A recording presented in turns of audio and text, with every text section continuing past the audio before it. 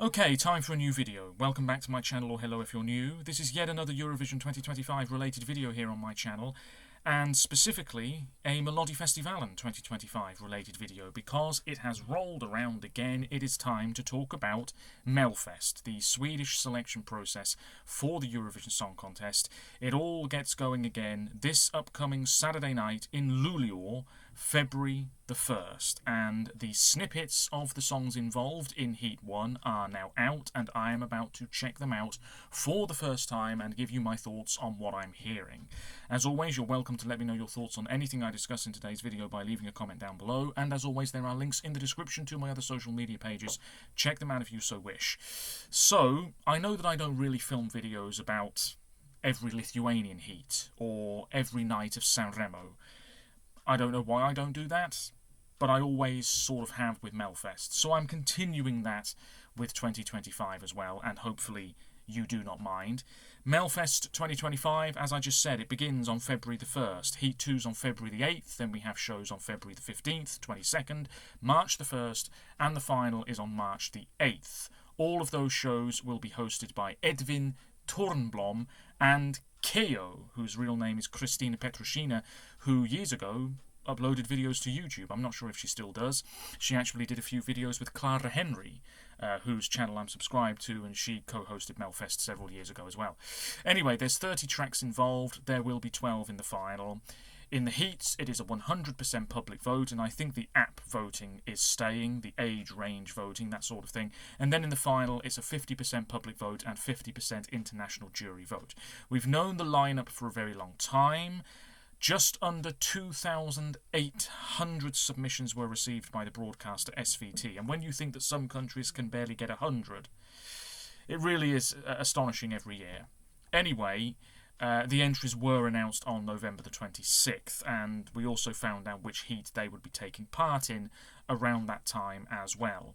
So Heat 1, if I just do this, it's taking place at the Coop or Co-op Norrbotten Arena in Luleå, so northern Sweden, and there are 6 tracks involved. They are Upp I luften, which I think means up in the sky, by Albin Jonsson featuring Pa.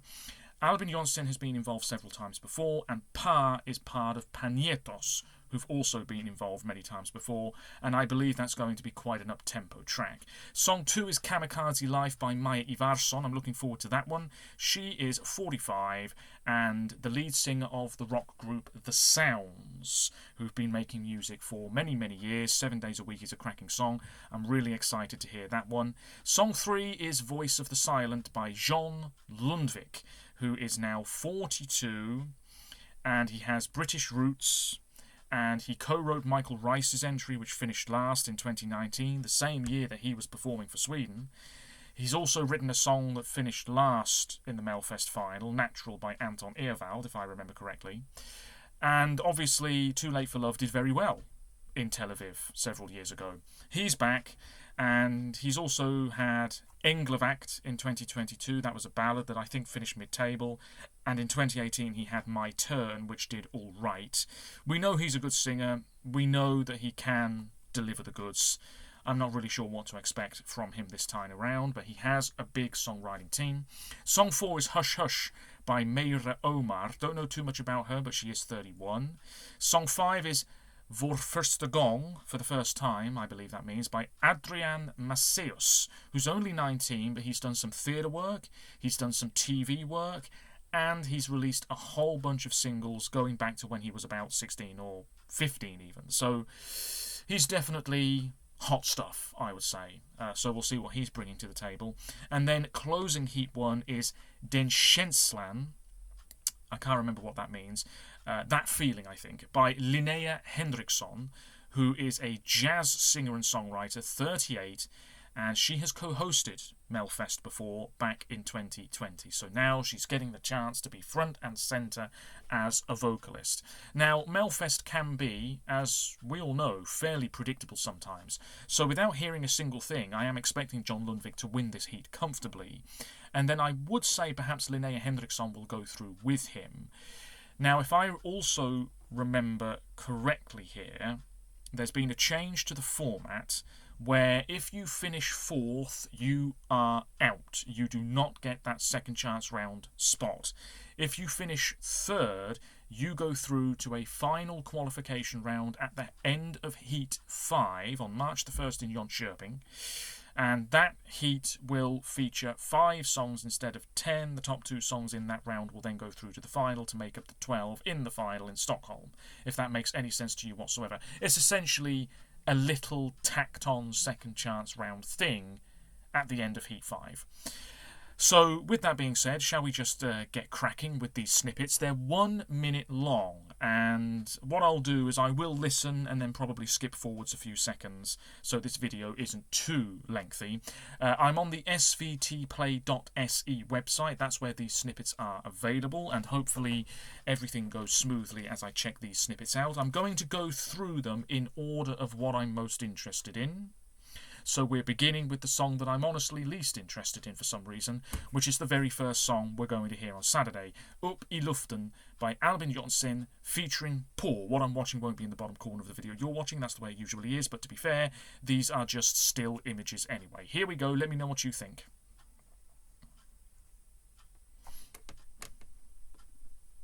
Okay.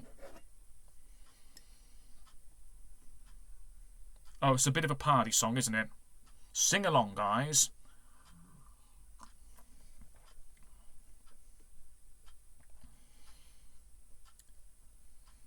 It's not rap, but it is fairly rapid stuff here. It's got energy, liveliness, chanting. I imagine there will be flames around the stage. This is going to do well, isn't it?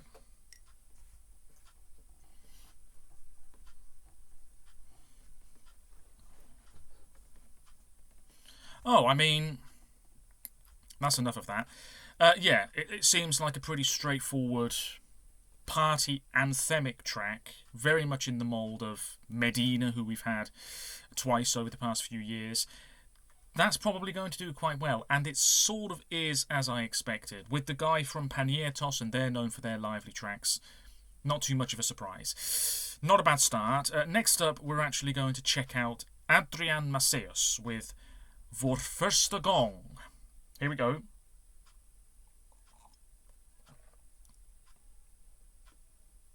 Slight echoey effect there in the back. Low key.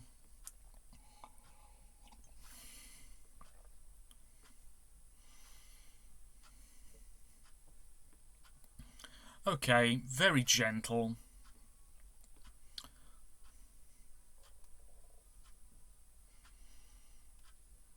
Feels quite heartfelt.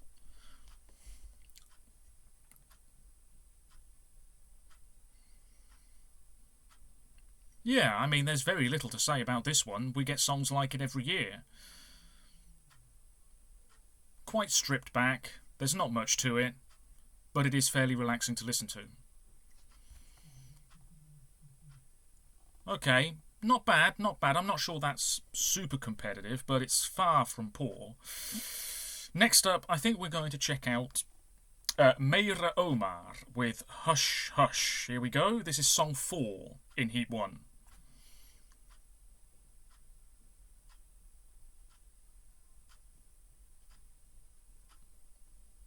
Okay, this has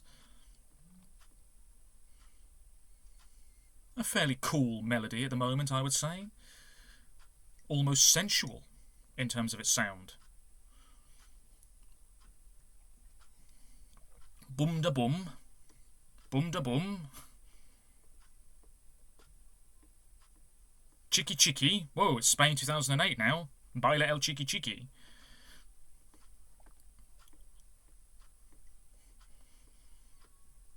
Oh, I don't mind this at all. There's going to be choreo, I'm sure. Okay. Yeah, it feels... what's the right word to use here? It has a whiff of the East about it, if that makes any sense. Maybe that's not the best way to put it, but it definitely feels as though it's got influences from Eastern European music, maybe Turkey, that sort of area. Yeah, not bad at all. Again, I'm not sure it's super competitive, but there we go. Next up, there's only 3 more to go, and I think we're going to check out John Lundvik next with Voice of the Silent. Here we go.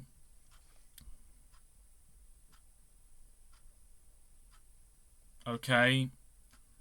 Immediately I'm sensing that this is going to be a song with quite the build-up.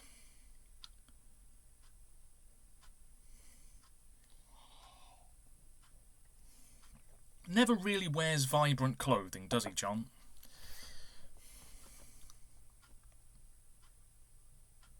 Okay,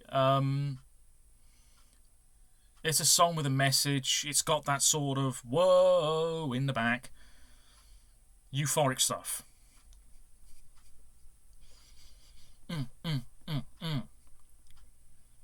It's actually reminding me a bit of Bigger Than the Universe by Anders Bagge a few years ago.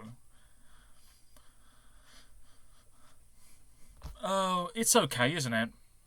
It's perfectly fine. It's perfectly fine, but in that snippet alone, it all feels a tad predictable. I'm not going to lie. That's cruising through, most likely, and he's going to sing the hell out of it. I'm just not sure it's really doing anything original. That leaves 2 tracks, and we are going to check out Linnea Henriksson next with Den Känslan. This is the last song in Heat 1.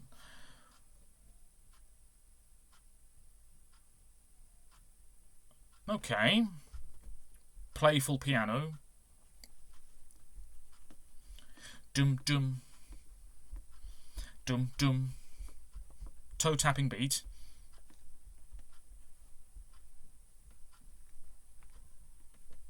I'm already enjoying this more than John's.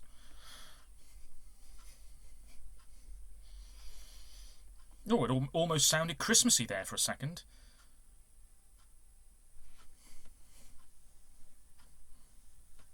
Oh, it's old school, this. Oh.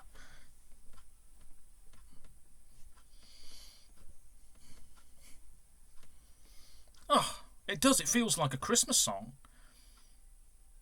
Oh. Almost Schlager in sound. Yeah, I mean, I'm not sure that's going to get too far, but I can appreciate that. It's quite uplifting. I use that word a lot, I know, but it does come across that way. Yeah, not bad at all. Next up then, the final song I'm checking out, arguably the one I'm most excited for. This is Kamikaze Life by Maja Ivarsson.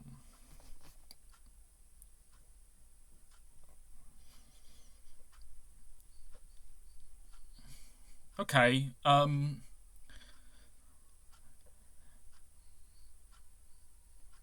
yeah, this definitely has that sound of the sounds, I would say. Again, a bit old school maybe. Fairly accessible rock. It's not too heavy. Easy to go along with. Lots of whoa-oh-ohs, which is a bit of a cop-out.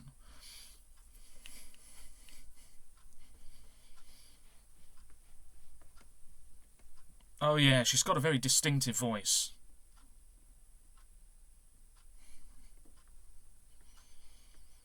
Oh, some sort of keyboard rhythm there. Ah, yeah, that's not too bad at all. But I'm repeating myself now. I'm just not sure that's super competitive. Anyway, that's Heat 1. And as I said earlier, you can listen to the snippets on svtplay.se. So there's nothing there that's Eurovision winning material. I think John Lundvik is winning this heat because that seems like the most predictable thing to happen. In terms of who's going through with him, I think it's probably going to be that Albin Jonsen featuring Pa song. Pa, Paw, Albin featuring P, whatever. I think it's going to be song 3 and song 1 that maybe make the cut. So 2 fairly up-tempo tracks making the cut. In third place, I think Linnea Henriksson's probably going to do it. I think it's probably between her and Maya. I'm not sure Adrien and Meira are going to do it, but I could be very wrong. We'll just have to wait and see. Let me know what you think, especially if you are Swedish, and I'll be back with more Eurovision 2025 related content fairly soon. Until then, take care of yourselves, stay safe, and bye for now.